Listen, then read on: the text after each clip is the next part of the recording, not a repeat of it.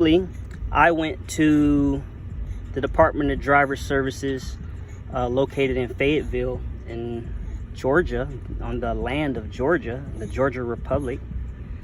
And I basically went there to try to get a new driver's license for the name for the trust.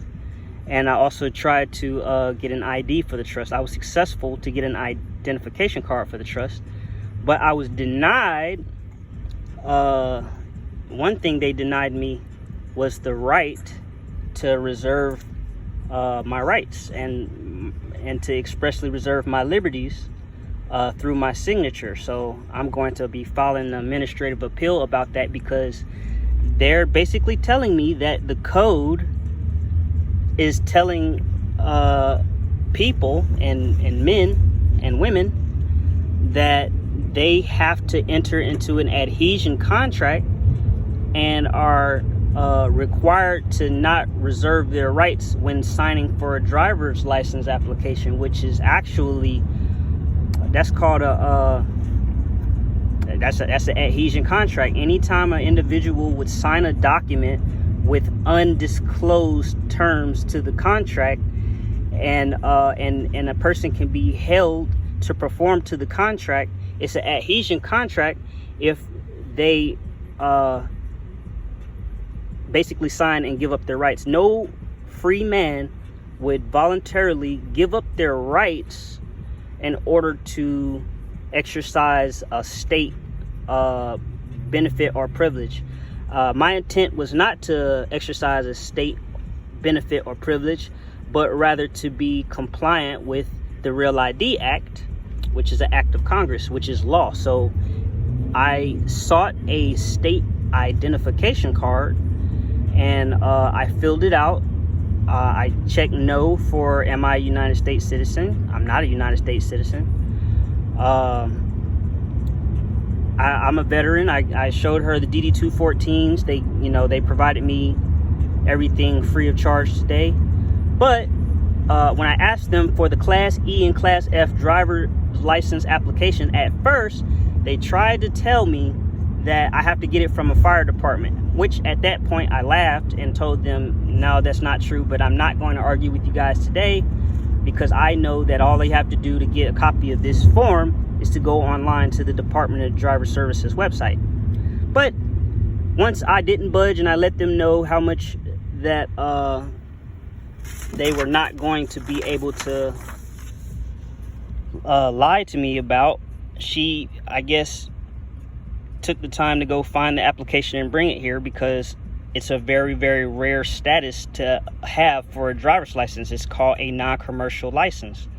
And she tried to tell me at first that I have to go to a fire department and get the application from them, which is actually a lie, because it's a different agency. They wouldn't have it.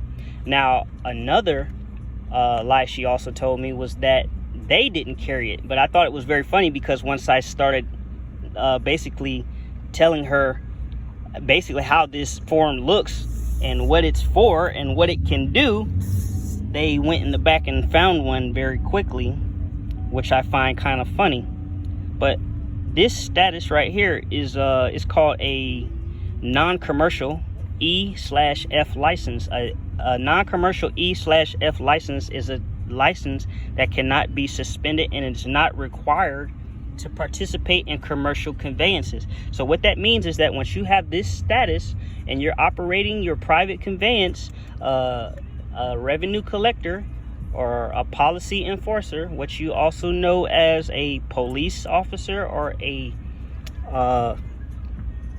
bureaucrat on wheels, cannot basically cite me for a commercial offense. And what that means is basically that whenever you get a Class C driver's license, you're agreeing to participate in commerce.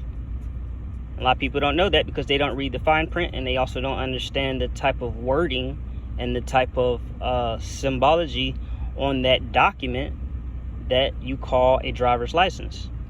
which is in actuality a commercial driver's license. And a commercial driver's license has obligations that function inside of commerce. So that is why you get tickets, because when you fill out that, you agree to do and to be bound by everything held inside of Georgia code.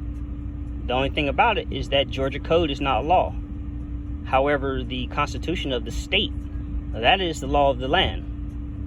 So once you are cognizant of that, then you basically can avoid the same pitfalls that 99% of people go through every day, because they enter themselves into a adhesion contract without first expressly reserving their rights against being compelled to perform to any such contract that might end up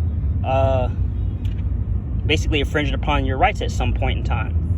So I spent a long time in there going back and forth with these people, because they refused to allow me to reserve my rights under the Uniform Commercial Code UCC 1-308. They also refused to allow me to sign BY colon and sign under my office, and that is the office of executor, which I am the executorial trustee to Keith O'Brien Stocks. I am in fact not Keith O'Brien Stocks, because Keith O'Brien Stocks is a trust. It is a person. It is a juristic person, and I'm not a juristic person. I am a natural person. And a natural person and a juristic person, while both having similar rights that are protected under the law, they are not quite the same entity. So what this means is that a natural person cannot be charged for a crime. A juristic person has to be charged for a crime. Why? Because the juristic person has an account associated with it to discharge any debt, because as of March 9th, 1933, we have no remedy to pay any debts. So, because of that, the Federal Reserve Note, which is also repeatedly admitted on the United States Department of the Treasury website, bears no value in the world. It is nothing more than a fiat currency, or a piece of paper. And this piece of paper, as powerful as it appears, only has value because people have trust in it. But as I record this video, the trust is diminishing. So that is why I don't rely on Federal Reserve notes. I rely on Keith O'Brien Stocks and the trust securitization account that was established on behalf of the minor by the office of the comptroller and the registrar's office for the county of the birth. But that's it for this video. I didn't really want to get all into all that stuff. I just wanted to document the fact that I was denied my right to expressly reserve my liberties and rights without recourse and with full immunity. And I was denied such right due to a policy of the Department of Driver Services, which I do believe to be a direct violation of United States 42 USC 1983, which is a violation of rights secured